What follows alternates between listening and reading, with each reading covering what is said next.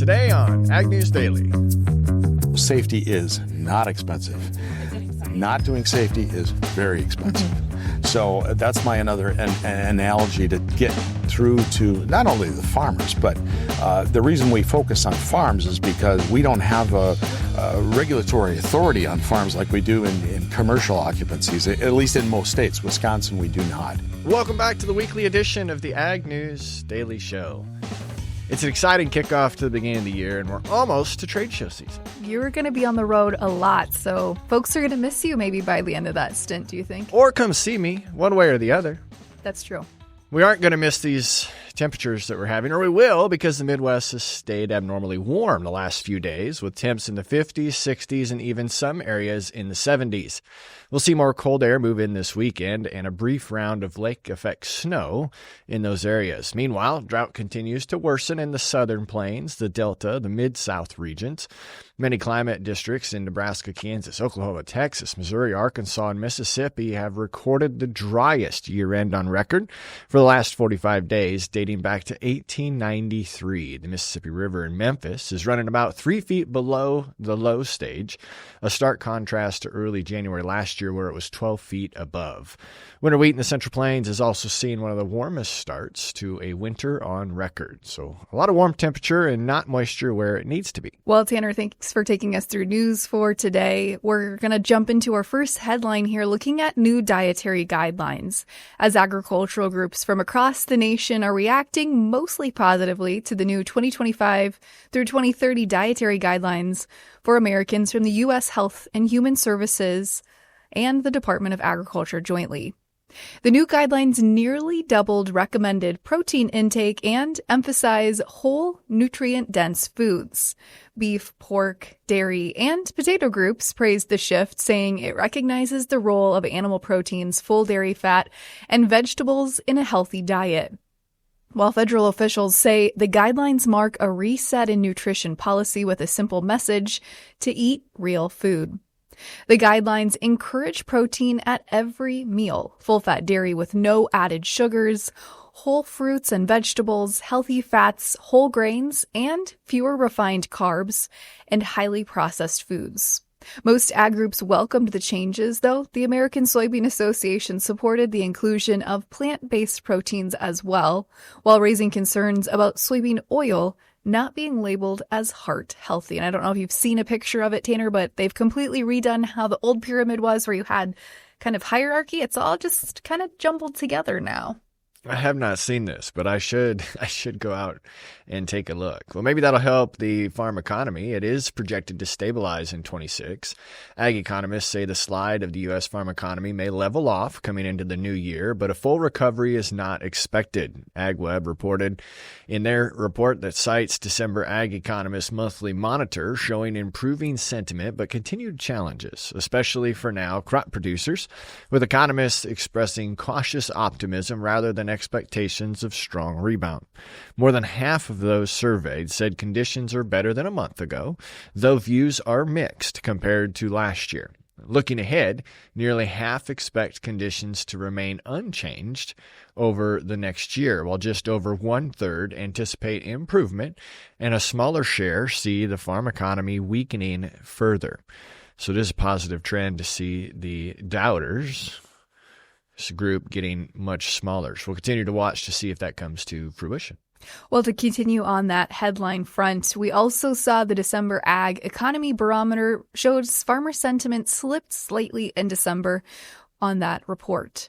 The Ag Economy Barometer Index falling from 139 in November to 136 in December, so not a huge decline, but it did come from a modest drop in the Future Expectations Index, while the Current Conditions Index held steady. Purdue economist Michael Longmire says concerns about U.S. soybean competitiveness, especially Brazil's expanding acreage and expectations of higher yields, contributed to the softer outlook. Despite the dip, however, sentiment remains strong. Earlier stronger than earlier in the fall.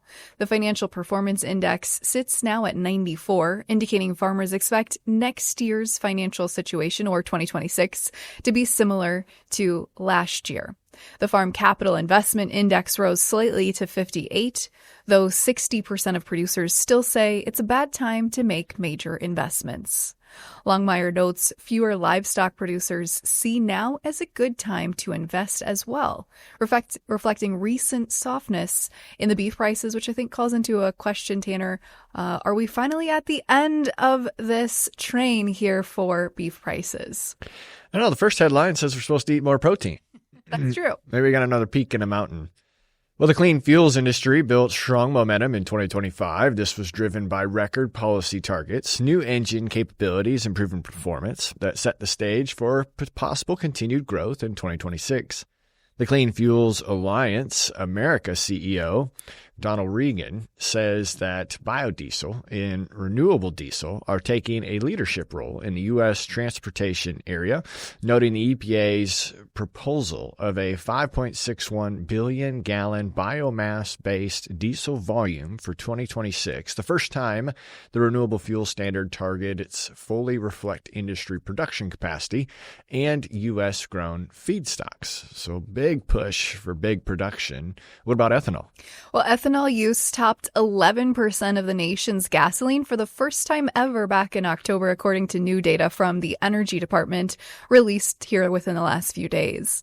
The Energy Information Administration, or EIA, says the ethanol blend rate reached 11.06%, while the 12-month average also set a record at 10.5%, driven by expanded access to E15 and growing use of flex fuels like E85. The Renewable Fuels Association calls it a major milestone, saying it disproves claims that ethanol can't be executed at a 10% market share of the fuel market. Still, industry leaders say more certainty is needed to keep growth going.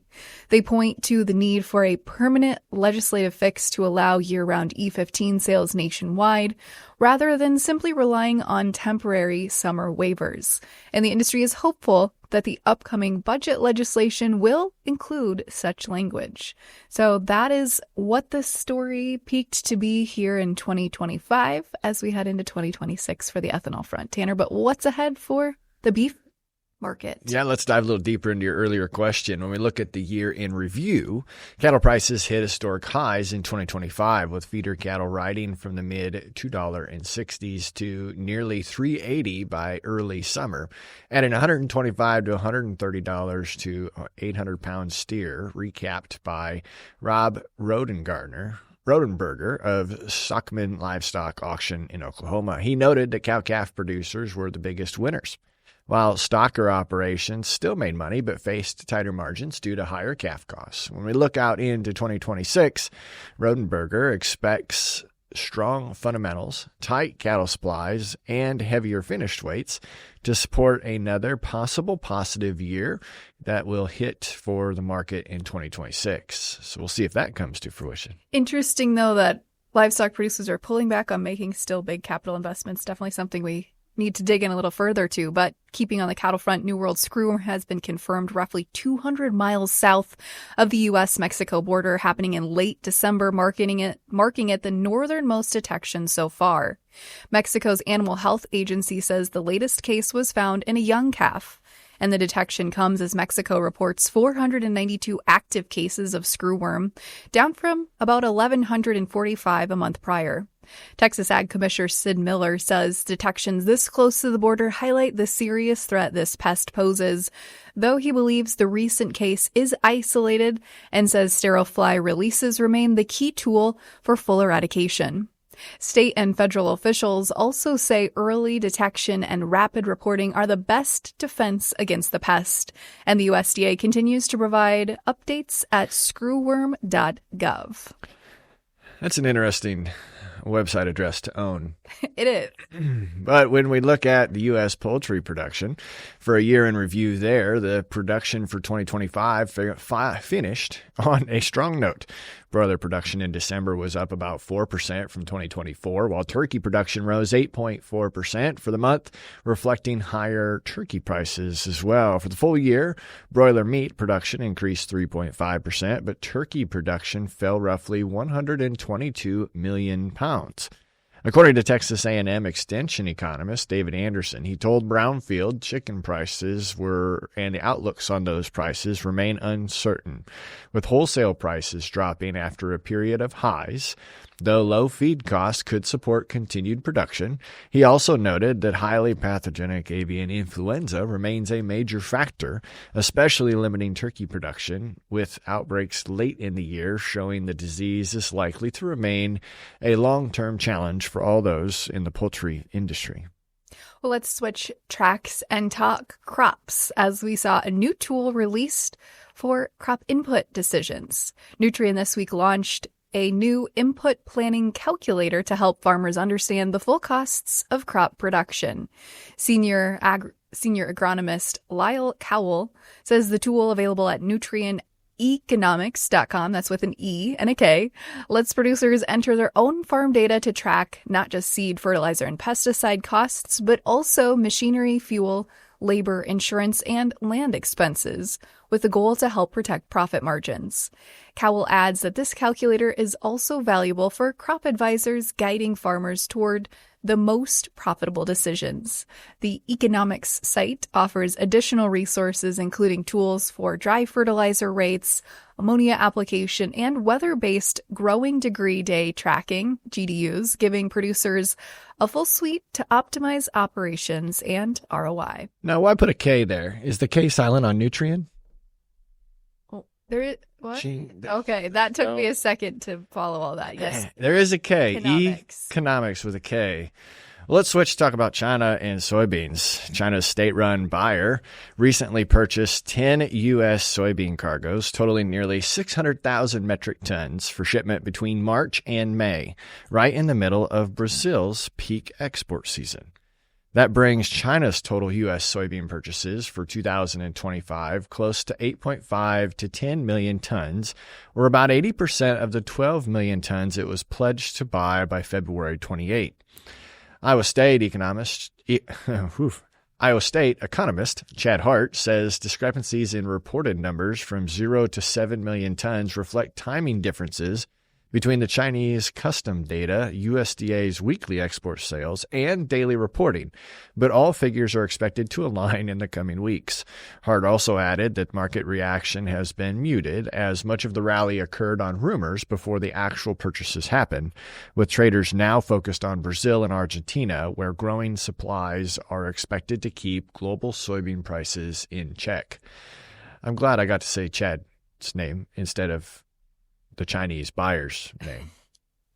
Sino Grain, I think, is who that large buyer was. But Land O'Lakes and Microsoft have an interesting project they're working on, as they've developed an AI-powered digital assistant called Oz to help farmers optimize crop operations, announced here within the last few weeks. Using Winfield United's 20-year data set of over 6 million annual data points, Oz provides guidance on herbicide choices, application timing, seed selection, and other management decisions, reducing guesswork and replacing the traditional 800-page reference book. Currently in pilot testing, the tool aims to help farmers and agronomists make smarter, more profitable crop plans by factoring in weather, soil health, pest risks, and other yield-influencing factors. So a lot of interesting new tools coming to the marketplace here in early 2026.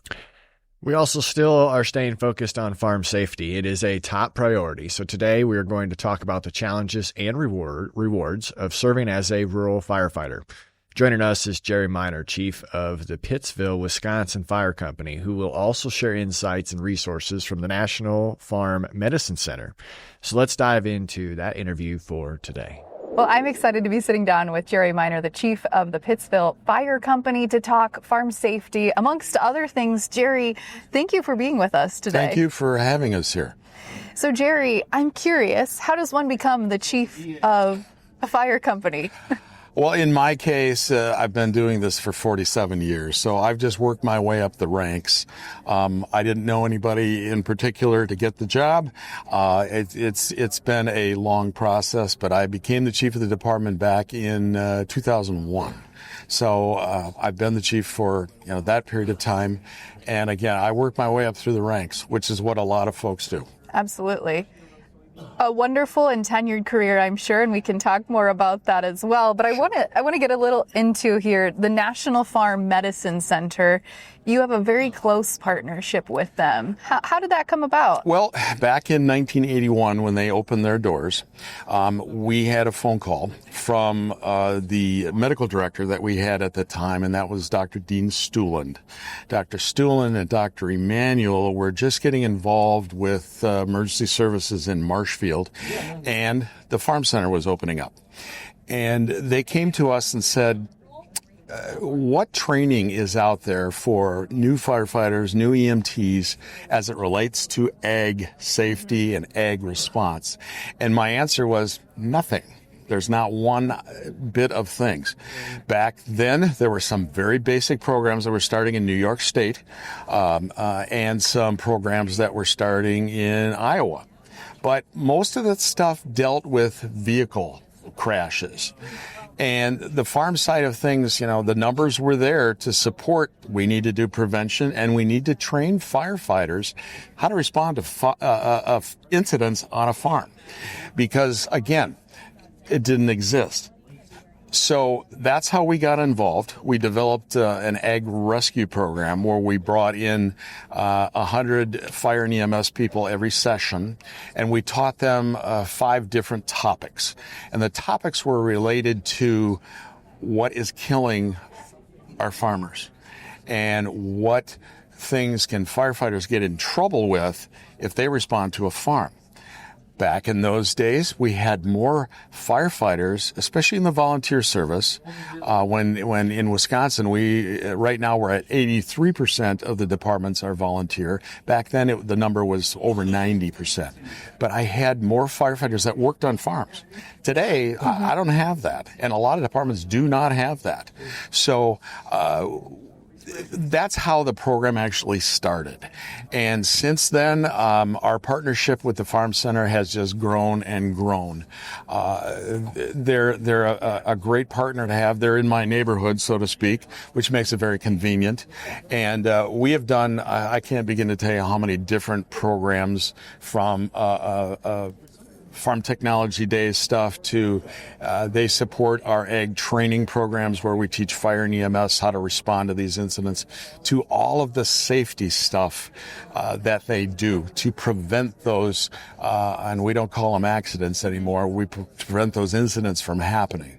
So it's a long story, but that's how we got involved. I love that story, and I'm glad that you mentioned it's at a certain point, and I think still in a lot of communities, that a lot of times farmers are also volunteer firefighters. My husband is a volunteer firefighter in our community.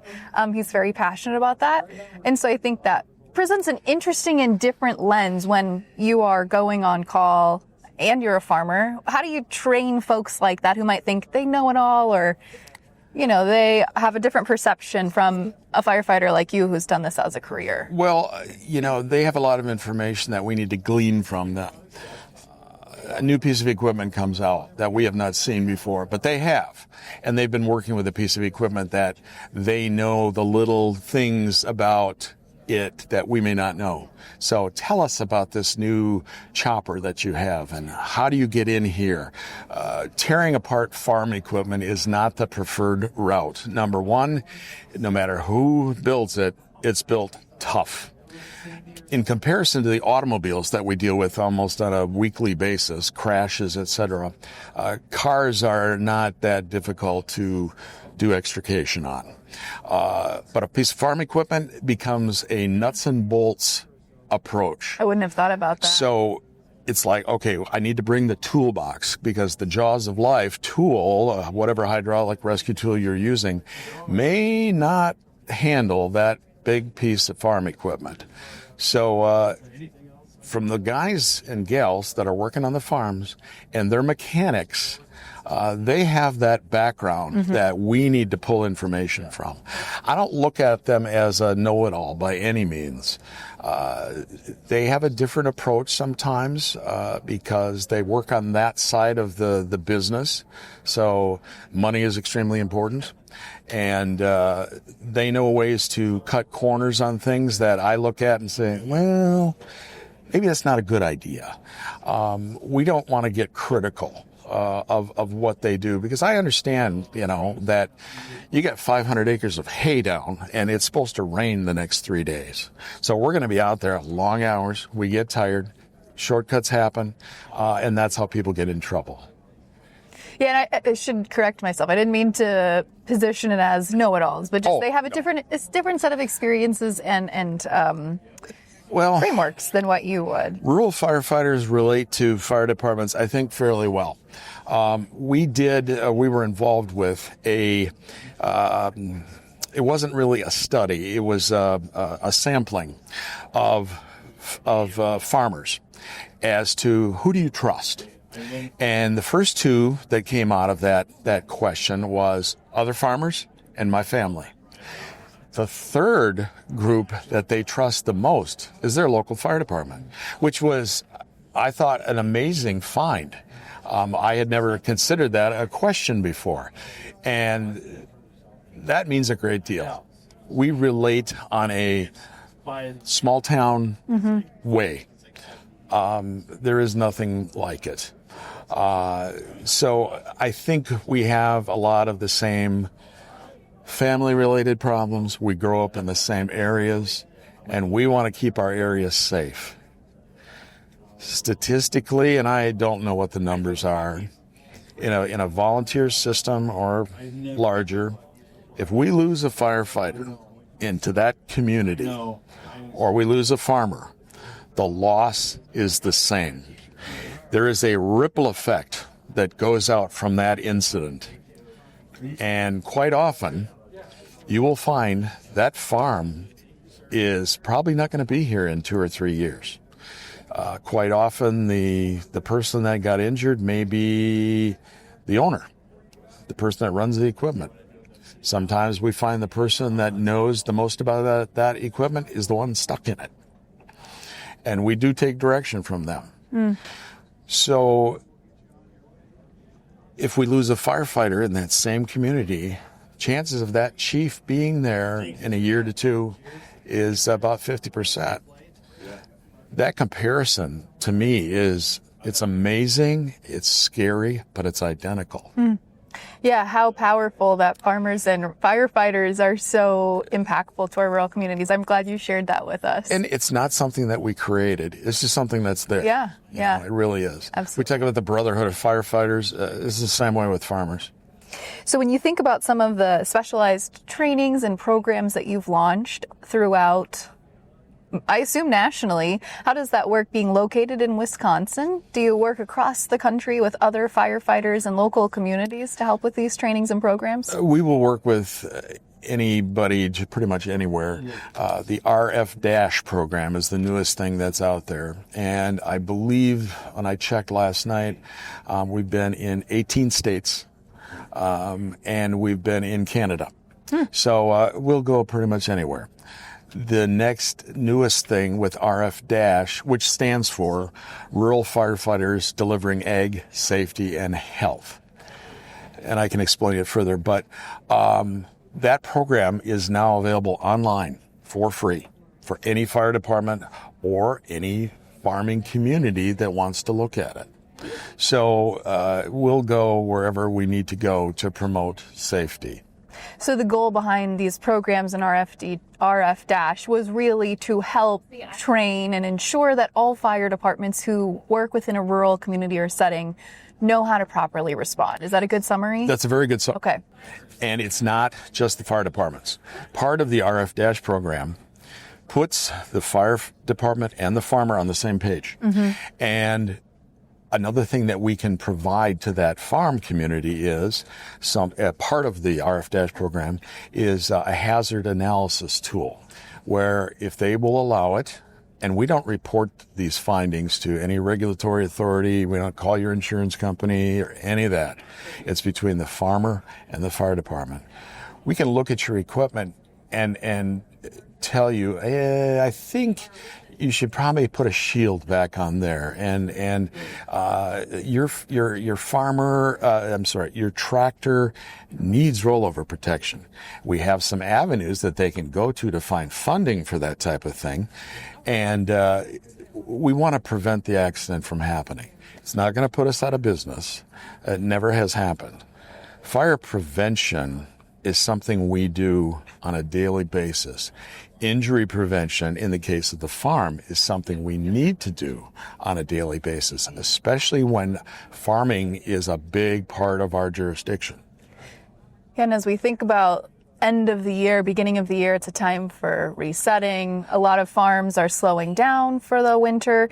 What's one piece of advice or safety challenge that we should be more cognizant of as we head into the new year?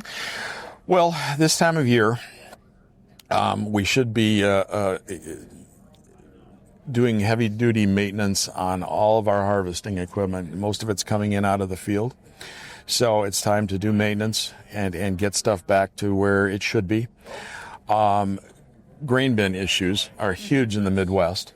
And we talk about if you have to go into your grain bin, please wear a harness that's attached to either the bin or someone outside the bin. Do not go in alone. Let people know where you are. So dealing with the harvest is the big thing right now, whether it's leveling off the grain bin, if you still have conventional silos, and they are still out there. Silo gas is very prevalent right now. And having people understand that there are things on the farm that you can't see and you may not smell that can kill you. Winter time is, I don't want to call it a downtime, but there is some downtime to it. Maybe it's time to call your local fire department and let's do some first aid on the farm. That too is part of the RF- program. Let's teach the farm, not just the owner, the guy that's in the tractor. Everybody on the farm needs to know first aid. Stop the bleed programs are all over the place. And how to call for help, AEDs, all of those things have become part of the farm atmosphere today. Winter is a good time to do those things because we're not quite as active out in the field, whether we're harvesting or planting. So those are just some ideas. Those are great ideas because it takes one moment. You think, oh, I'm just going to go do this one little task, and it's doing that task, not letting someone know or not having someone there for backup, as you mentioned. That could be life-altering. So I think that's a great reminder. One of the things that's happened with farm equipment over the last 40 years is the speed of the equipment. The stuff has gotten ginormous.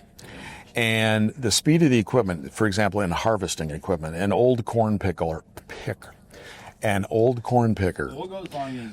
snapping rolls would run 12 to 15 lineal feet per second. And then you see your last. Okay. The new stuff, 30, 35 lineal feet per second. So the guy with the stuck corn stalk used to go out there, didn't shut down the piece of equipment, so he grabs the stalk and he's trying to drive it in. Years ago, they might get away with that. Today, you're not going to get away with it. Corn picker's the best example because they really run fast. Now, today's pickers are running 30, 35 lineal feet per second. And most accidents happen late in the day. Late in the day, we're tired. Reaction time is reduced significantly. So if I'm trying to jam that corn stalk in there, the machine's going to grab it, and I'm a third of the way in before my brain tells my hand to let go. Yes, clothing gets caught. Yes, scarves get caught in PTOs and all those types of things. But quite often, the speed of the machine is faster than your reaction time. And that's not new. That's been there for a long time. But we need to think about that. People say safety is so expensive. All this prevention stuff is so expensive. But I would challenge that. Let's say it costs $5,000 to put a rollover protection system on your tractor. What does it cost if you don't have it and you injure or kill that farmer or that farm employee? What's the comparison? There is none. There is absolutely none. So safety is not expensive. Not doing safety is very expensive. So that's my another analogy to get through to not only the farmers, but the reason we focus on farms is because we don't have a regulatory authority on farms like we do in commercial occupancies, at least in most states. Wisconsin, we do not. So we don't want to come to them as a threat. We want to be a partner. We want to work with them. We need to, on our side, we need to teach our fire departments, here's how you get into your farms. Whether we do a farm breakfast, we do dairy breakfast stuff all the time, and we need to get them to come to our station. We need to get them to invite us out to the farm. I don't want to come to your farm at 3 a.m. for the first time. Yeah. It's very dangerous for both of us. Absolutely. Well, you've given us so much to think about today. You mentioned a few different resources like RF Dash. How do farmers listening get access to some of those resources? Well, with technology the way it is, rf-org. Simplest thing, look up the National Farm Medicine Center on the web, and it will take you to a ton of material. They have safety information for just about every aspect of farming that there is. Some stuff we have worked on over the years, and they are just a fantastic resource for anybody in the United States.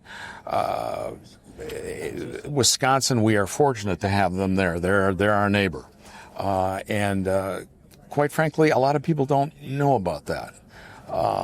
But we want them to know about it. So call your fire department, ask them to come on out. Hopefully they'll ask you back, and a marriage will happen, which is extremely important. Today, partnerships in fire departments are one of the most critical things we can do because we have such staffing crisis going on right now. We look for help, and if we can prevent the event from happening, we're happy.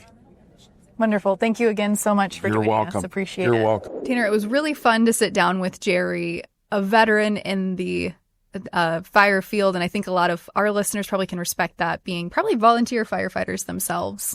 Yes, great interview. But fertilizer update, potash is shaping up to be the top fertilizer buy for farmers as we head into 2026. This is also according to Josh Linville, the Vice President of Fertilizer at StoneX Group.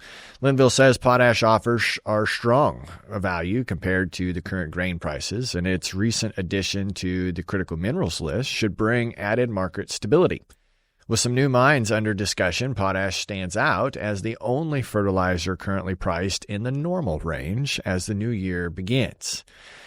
Other fertilizers are certainly seeing some peaks, but what do we see happening in the commodity markets for this week? Well, certainly as we look at grain futures this week, corn had a choppy week after starting Monday's day with a huge day to the upside. Corn futures traded mostly sideways following Monday, squaring up ahead of next week's WASDE report in the March contract. March beans, however, also had a pretty calm week with a tight trading range ahead of next week as well. So we get the WASDE report next week, and this report has a lot of conflicting expectations, with most analysts expecting production to be trimmed for both corn and beans. Demand, however, is a big question mark right now as to whether USDA will cut demand expectations as well. Corn, soybeans, and wheat stocks are also expected to be higher than they were a year ago. As we look at livestock markets this week, we saw some pressure in the cattle markets after Mexico announced it will remove its zero tariff import quota on Brazilian meat, which of course aims to reduce their domestic food costs. And most outside markets, somewhat including ag, are also watching to see how the Supreme Court will rule on the legality of President Trump's use of the International Economic Power Act to implement reciprocal tariffs, and what we see moving forward for those tariffs. Will they have to get pulled back? Were they within his right as president? A lot of question marks remain here on this Friday as we head into the weekend. But we will have updates for you next week as we come to you each Friday in full content. But you can watch our social media channels to see clips from each episode every day of the week. We're excited for you to be a part of us and for sharing your insights, especially guests that we should be talking to in 2026. So make sure you do that. Hit like, subscribe, and leave your comments. We always appreciate that. Well, Tanner, with that, what do you say we let the people go? Let's let them go.